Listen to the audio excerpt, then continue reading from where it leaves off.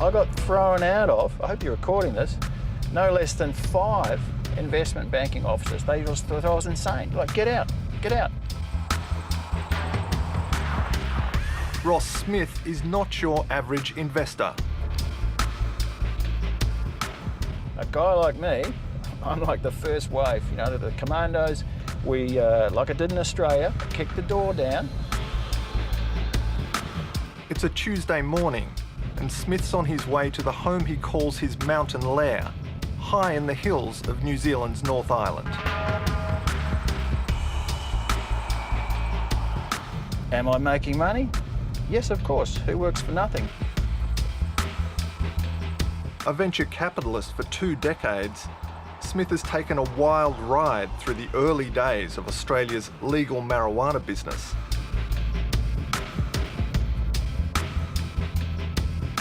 I was heavily involved in the last .com boom, and I never actually thought I'd see another boom like it, but this green rush, or gold rush, or whatever you want to call it, now is simply remarkable. It's going to be absolutely huge. Smith's home is one of 10 New Zealand properties he says he's bought with the millions he's made from marijuana investments. With his beloved $300,000 Bentley in the garage, he's living the dream. But it wasn't always this way. Here's the funny part. Back in 1989, I was arrested and charged for cultivating cannabis with the intent to sell or supply, along with possession of cannabis with intent to sell or supply. I mean, at the time, 11 kilos in my house was a little bit, shall we say, above personal use. But I think I'm the only guy in world history that was fined. So having a cannabis conviction as a cannabis mogul, it's simply an occupational hazard. It's nothing to worry about. All right, talk to me. Smith floated the first cannabis company on the Australian Stock Exchange in 2015. But he quit its board just 2 weeks later after being accused of making a death threat on Facebook to a critic of the deal. Smith insists he was hacked. All very colourful, you know. That sort of thing is 3 years ago. Those sorts of guys, they are inherently jealous, and it's about as worrisome as a cloudy day, mate, seriously. No truth to it? No, none whatsoever. Mate, the bill as it stands, even as it's before the steering committee now, it's there in black and white. Today, Smith's hatching his latest medicinal cannabis deal. It's going to become like fish oil. He wants to export the plant from Queensland into New Zealand after the Kiwis legalise medicinal cannabis later this year. Principally, we're going to supply out of Australia via a licensed facility. Smith is a medicinal cannabis evangelist, spruiking it as a new wonder drug. Seizures taken care of, rheumatoid arthritis, I mean, even pets. I saw a video this morning, I don't know whether you saw it, that boxer dog was having seizures. And the guy gave it a little eye drop of CBD oil, and bang, brought the dog straight out of seizures. He had a normal dog again. Since Smith's first venture, the value of listed Australian cannabis companies has soared to $1.5 billion. Mate, eventually all pharmacies will stock it. Smith's not the only one attracted to the scent of big money. There's dodgy companies everywhere, yeah. I mean, I often say, in the spec end of the market, I mean, there are wolves in the forest. If you can't handle the fact that there's wolves in the forest, don't go into the forest. It's real simple. Stick to BHP, Rio Tinto, ANZ, National Australia Bank. Are you one of those wolves? I am called the wolf, but I am in the market for all the right reasons. Back in Australia, the medicinal cannabis industry is starting from scratch, working hard to build a clean corporate image. G'day, Peter. Good to meet you. Good to come on in. Thank you. So this is the place? This is the place. In an outer Melbourne suburb, we're visiting Australia's first licensed medicinal cannabis growing rooms.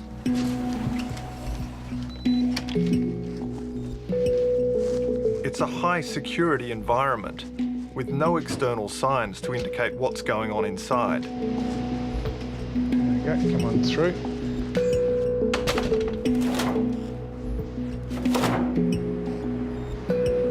We can't identify these workers in case they're targeted by criminals. The federal government's Office of Drug Control bans anyone with connections to illegal marijuana from working here.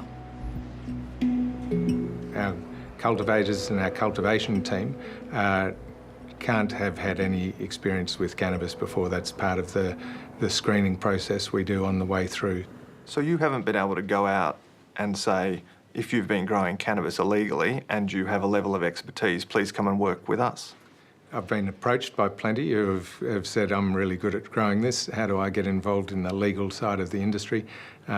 Step one is don't apply. That won't cut it with the Office of Drug Control.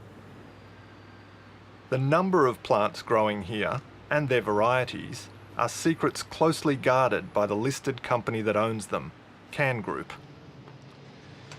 So Sean, come on, have a look through here. So this is the start of our process. We've got the mother plants. The grower here is just working on propagation stage. So what we're doing is taking cuttings from the mother plants, go into the propagation cubes.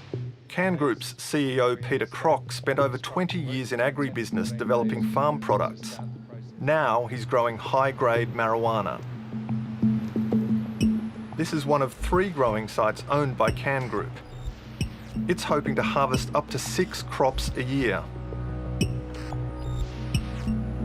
In terms of agriculture, scale is everything. Doesn't matter if it's growing wheat or what it is, we know that. And that's what we're looking at. We need to set up at scale and be able to play in that space. Can Group is growing cannabis for a surprising customer, the Victorian government. Good to go? Yeah, good. The plants being harvested here will become medicine in a government trial for children with severe epilepsy. Last year, Can Group secured the first Australian cannabis licences, boosting its market value to $400 million. If you look at a company such as the Can Group, which listed in May last year at 30 cents a share, is now trading at $3. So from a capital gains perspective, people who bought those shares at 30 cents have done very, very well, assuming they've sold it. Unlike most so-called pot stocks, Can Group has attracted interest from the big end of town. Its backers include Elliston Capital, part owned by billionaire James Packer, with a shareholding worth $6 million. There's also global investment bank Canaccord Genuity, which helped float Can Group and holds a $6 million stake. What's getting investors excited is this is the ability to be on the cusp of a clearly emerging industry where there will be a whole bunch of new economic activity and obviously great investment opportunities as a result of that. But it's still some way from making a profit. Could you hazard a guess at when you expect to turn a profit? No, I won't hazard a guess at that at the moment. So we're just focused on making sure we can get our crops through this small facility. If you do have a company that is consuming cash, that it's not absolutely clear what the demand, when the demand will be, and what the revenue, when that revenue will kick in, that is a speculative investment. And people are happy to put that in with the understanding that it is risky, but if the risk plays out, they could make a lot of money.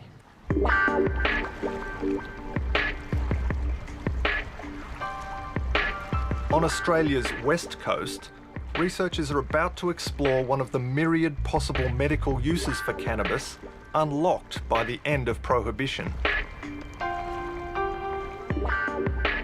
Funding the research is Harry Corellis, who's got a science degree and 25 years' experience in the finance industry.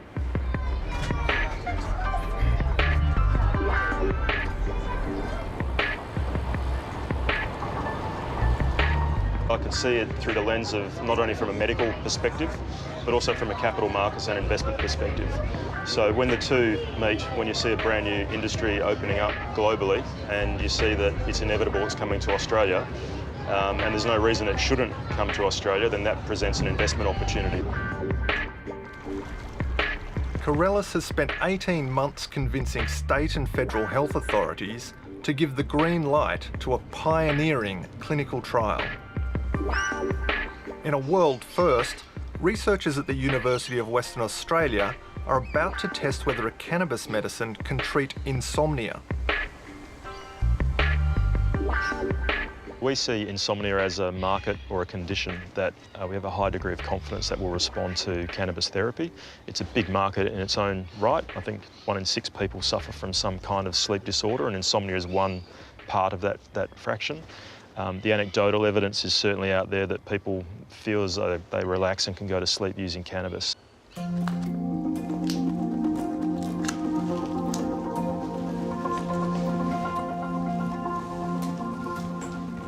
This one measures airflow through your nose and mouth.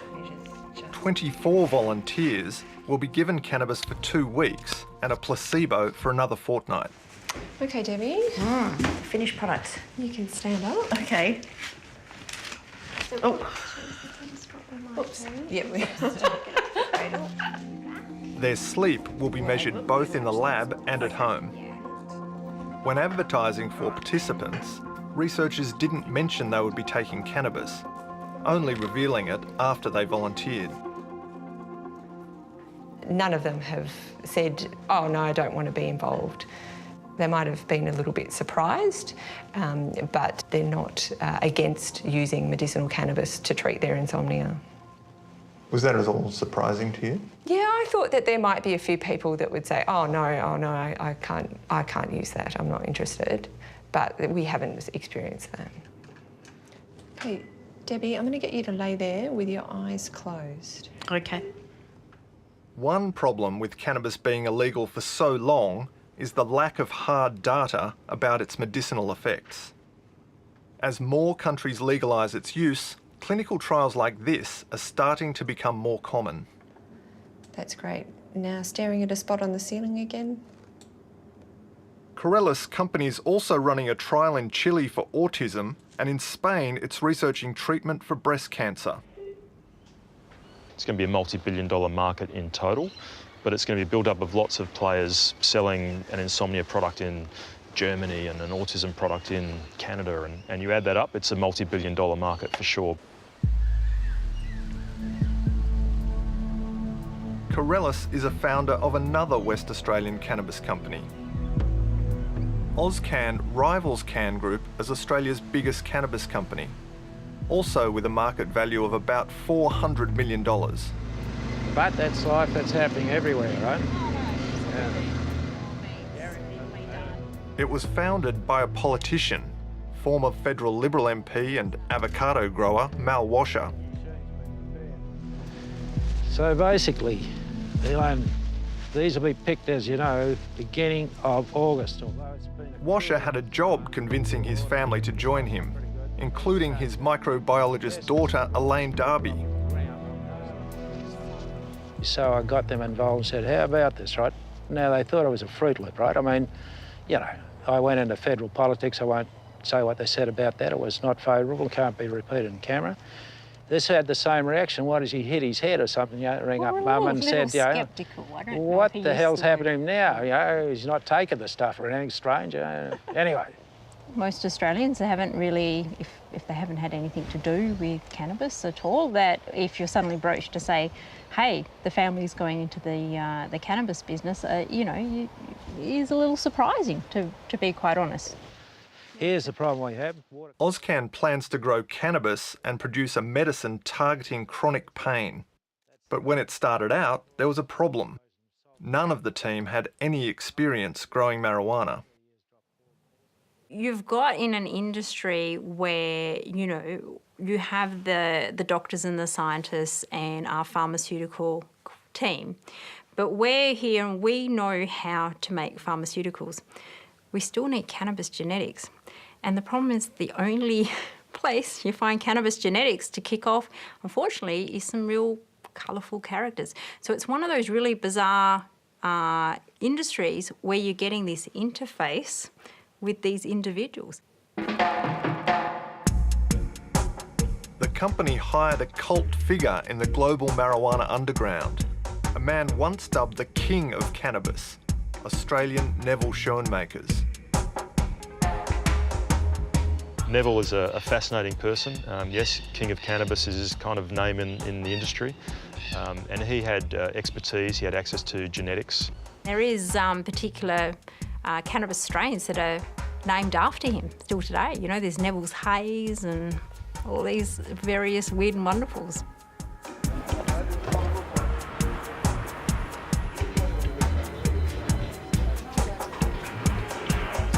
Schoenmakers gained global notoriety in the Netherlands as a cannabis breeder and seed merchant. But in 1990, his global enterprise was targeted by US authorities, who charged him with 44 drug offences. So when Mr. Shoemakers came to Perth to visit his family, he was arrested at Perth Airport on an extradition treaty between Australia and America.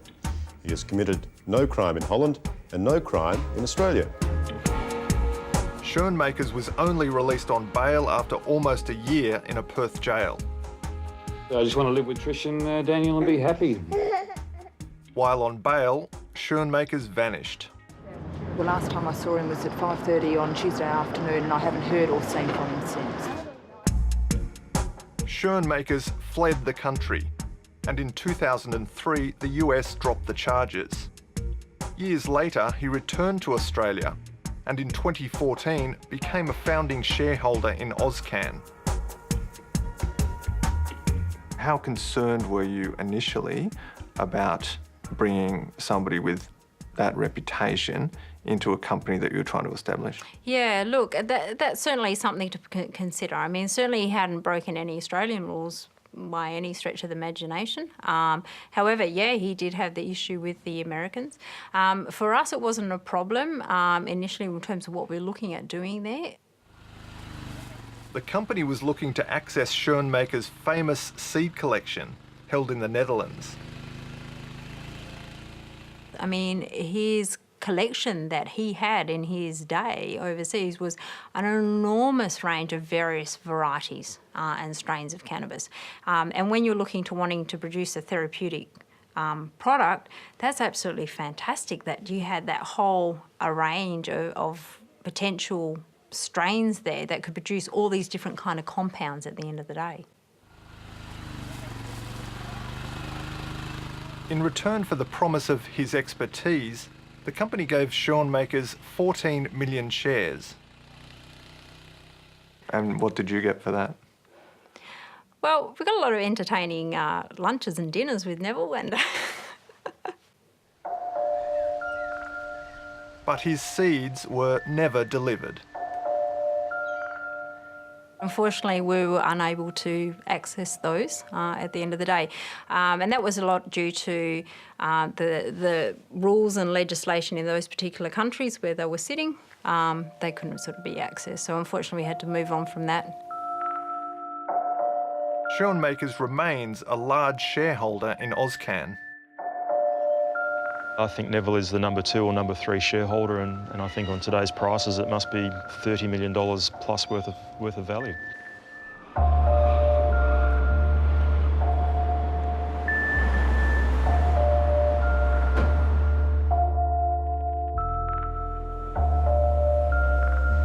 Ozcan is not the only company that has tried to capitalise on the king of cannabis. Mr. Gu. Hi. Sean. Great to meet you. Nice to meet you. Thanks How are for you? Coming all this way. Singapore-based Philip Gu is chief executive of Stem Cell United, a traditional Chinese medicine company with big plans to break into the cannabis market. Hi, Sean. This is about Joseph Ben and the hemp. Right. I didn't know that he was interested in hemp. In fact, it's much more interested than what you think and what everybody knows. Okay. Yeah. When Stem Cell first listed on the stock exchange, it promised to make face masks infused with extracts from a rare orchid.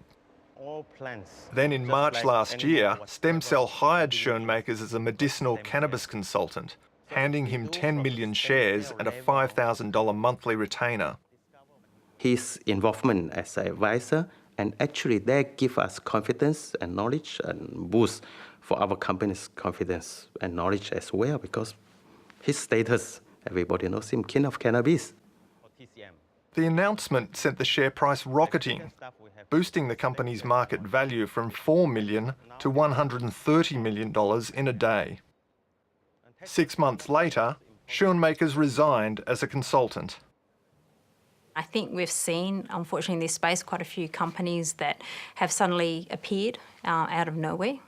They'll make an announcement, share price spikes up, everyone, hey, we sell, you know, and there's quick bucks to be made. So unfortunately, there has been a bit of that going on. Is your company in this for the long term? Is it genuine about wanting to produce medical cannabis products, or is it just in it for a bit of a quick buck? We have no intention doing those so-called quick bucks.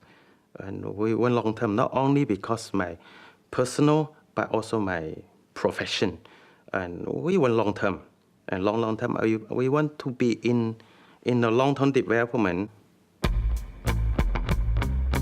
Meanwhile, Neville Schoenmakers is as elusive as ever. We tracked him to the tiny northern New South Wales town of Benalbo to try to get his side of the story. But the king of cannabis was nowhere to be found.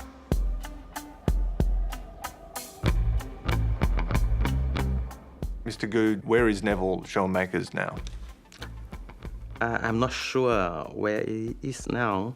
I don't know where Neville is. Unfortunately, I haven't spoken to him for years.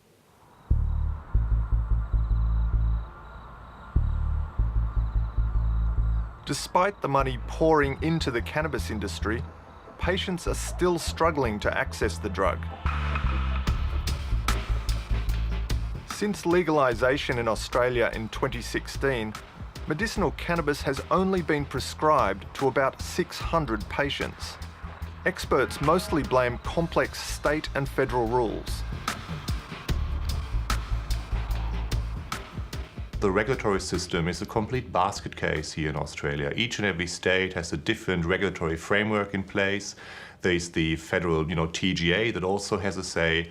So even if the GP feels that medicinal cannabis is the appropriate treatment for a patient, it's very, very difficult to access it. So there are huge barriers that need to be overcome before patients actually have access to medicinal cannabis here in Australia.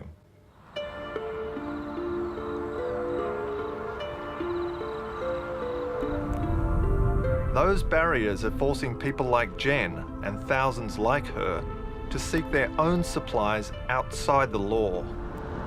Every month, Jen drives from her Gold Coast home across the New South Wales border to buy medicinal cannabis on the black market. I feel actually very nervous making the journey, not so much on the way there, but particularly on the way back when I've got my products in hand. Jen is dying from mesothelioma, cancer caused by asbestos exposure.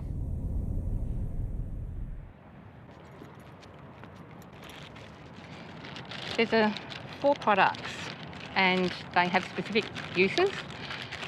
She spends $700 a month on medicine she says helps relieve pain and nausea.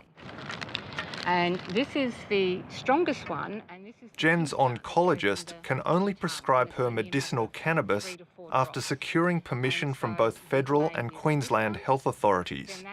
That takes time she doesn't have. I understand it's a process that takes between 7 to 10 months, which actually, if you're a standard mesothelioma patient on a normal late diagnosis, you're gone. You don't live normally that long, unfortunately, and that's the sad truth. How would you describe the current system? Inefficient, Byzantine, and to be honest, quite obstructive. If you look at what's been happening over the last 18 months, where people have got frustrated, is there has been a lot of political currency put out there in terms of we are going to provide access and bring materials in, but that's not translated into the reality. Federal Health Minister Greg Hunt has been a strong advocate of medicinal cannabis. 10 days ago, he convinced the states to work towards a single national approval scheme. Basically, We've got a one-stop shop process with New South Wales. That proves that it can be done in under 48 hours, and there should be no excuse for any state for not joining the one-stop shop process. So essentially, the states need to get out of the way. Look, my message is I respect deeply their approach, but this is about patient access. This is about ensuring that those people where the doctors make the decision that it's in the interest of the patient have the access to that material. We've still got a long way to go to match the patient access schemes that are in place in some other parts of the world.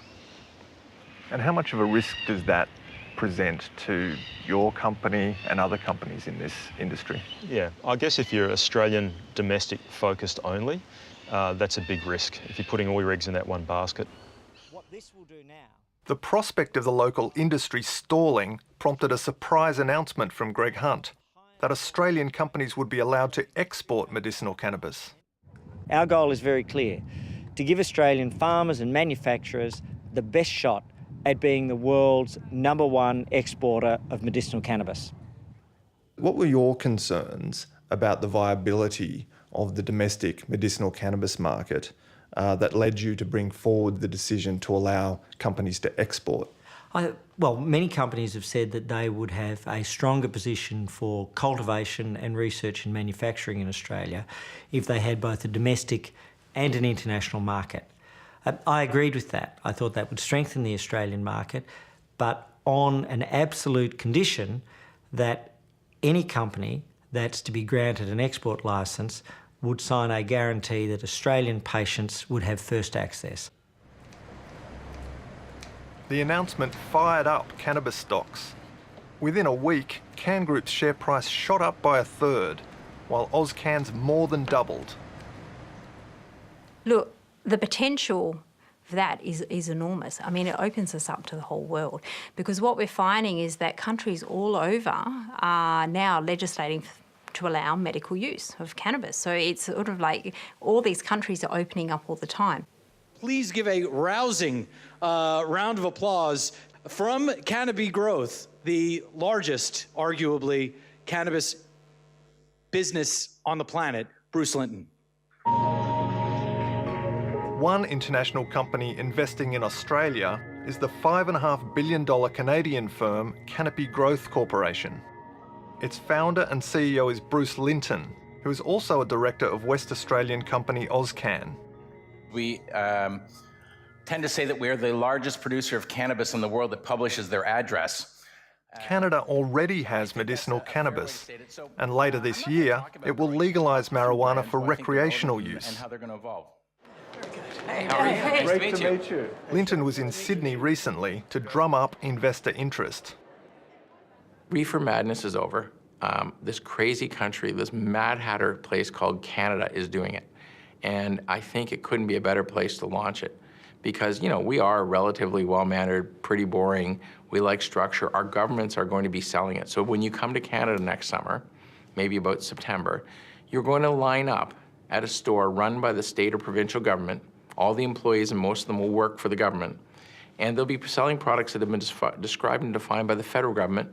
And all you need to have is the money and your ID to say that you're over 19. That sanctions and validates a whole bunch of things that I think is going to catch the globe and say, wow. Yes, sir.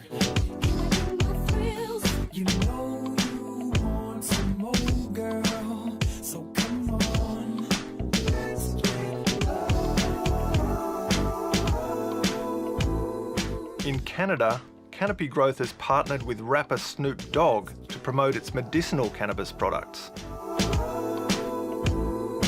Snoop's just about to go on. Let's get it. Its main brand, Tweed, even has a clothing line.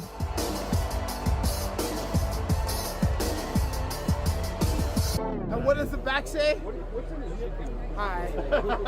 Hi. You know what I mean.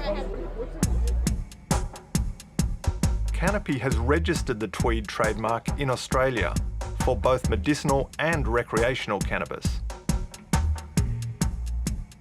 So is this very clearly a positioning for the potential advent of recreational use in Australia? Yeah, we do. So every country that's federally legal We think someday we'll start with medical, and don't know when, there's a path that they go to managing the whole topic. And the reason is, it isn't being introduced as a new thing. Bad news, it exists everywhere in a large volume, and so we think it's just a natural progression. So Australia, Germany, everywhere. If we've, and I gotta keep track of my lawyers, I don't keep track of how much they spend doing these things everywhere, but it is kind of the mandate. Prepare for the future. Have things ready. Linton's company has also hired top-tier lobbying firm Crosby Textor to help it in discussions with Australian governments. You have engaged an Australian lobbyist, Crosby Textor? Yeah? I think that's true. Yeah. I'm just wondering what you are using them for. Well, I gotta be totally truthful. I don't know exactly. What we use them for in most countries is what we try to do is frame the Canadian experience and use indications of what worked. A company called Canopy Growth Corporation, which is a major shareholder in an Australian company called Auscan, is listed on the register of lobbyists for the Australian Parliament using the firm Crosby Textor. I'm just wondering if you know why that would be and whether you've had any meetings with either Crosby Textor or Canopy Growth. I have met with international firms and I've met with Australian firms. And what did they want to talk about? People are all talking about access to the Australian market and understanding the regime.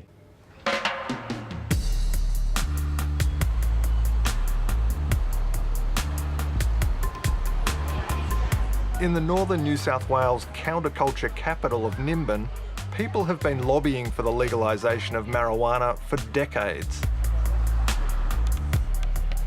The town's preparing for its annual Mardi Gras festival.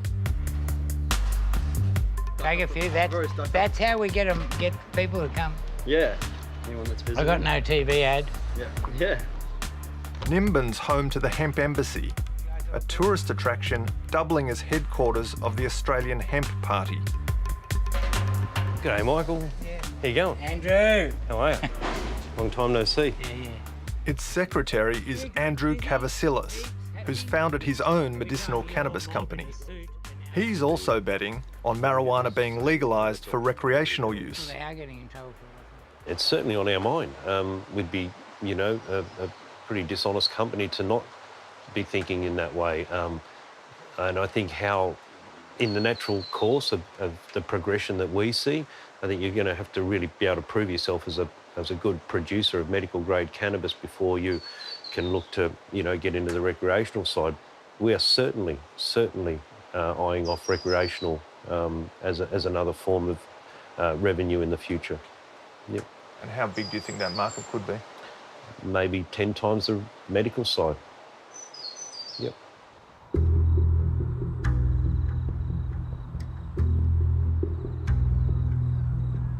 Cavasilis is a pioneer of the cannabis industry.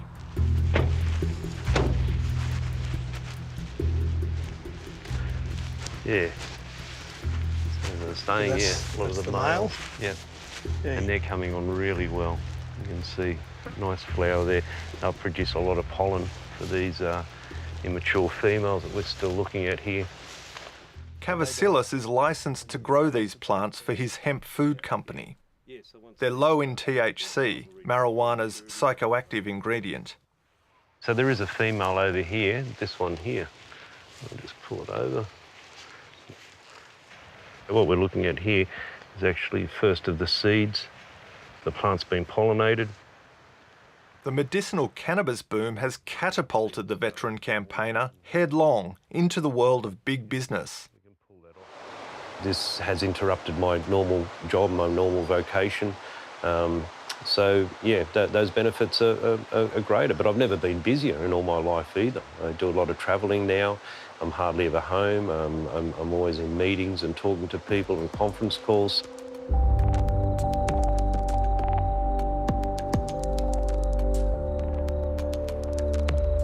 Last year, mining company Queensland Bauxite Limited bought 55% of Cavasilis' medicinal cannabis startup to break into the market.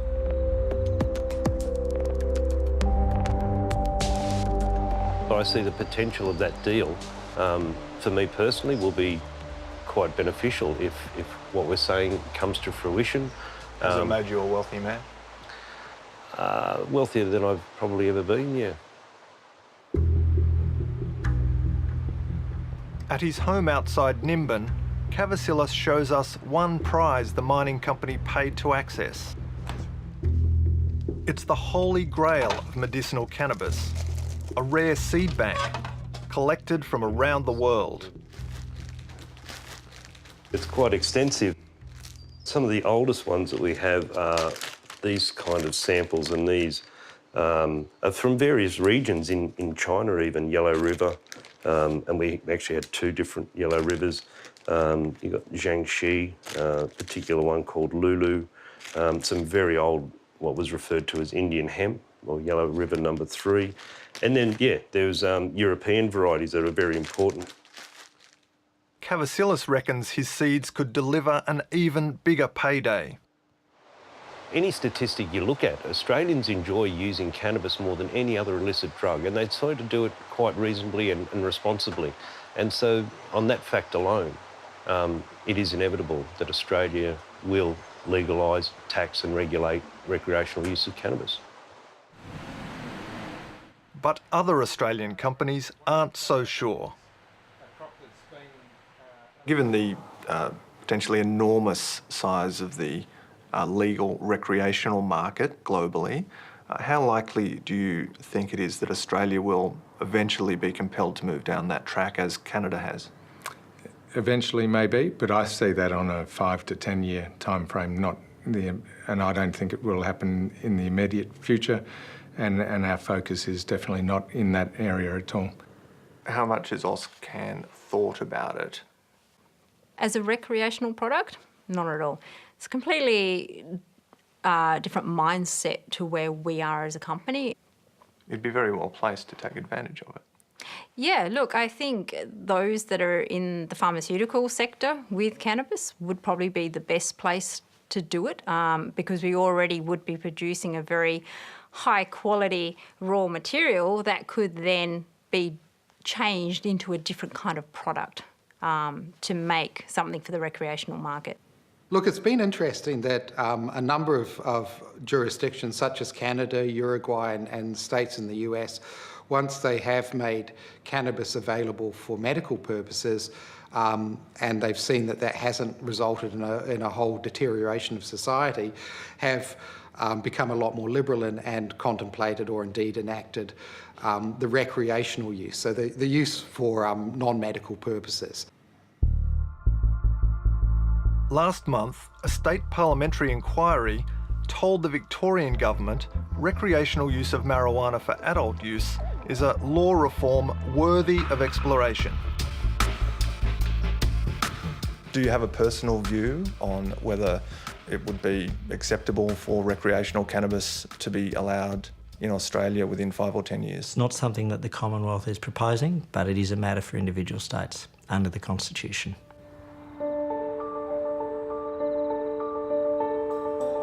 In New Zealand, they're also preparing to debate the legalisation of recreational cannabis. The country's Prime Minister has pledged to hold a referendum before the next election in 2021.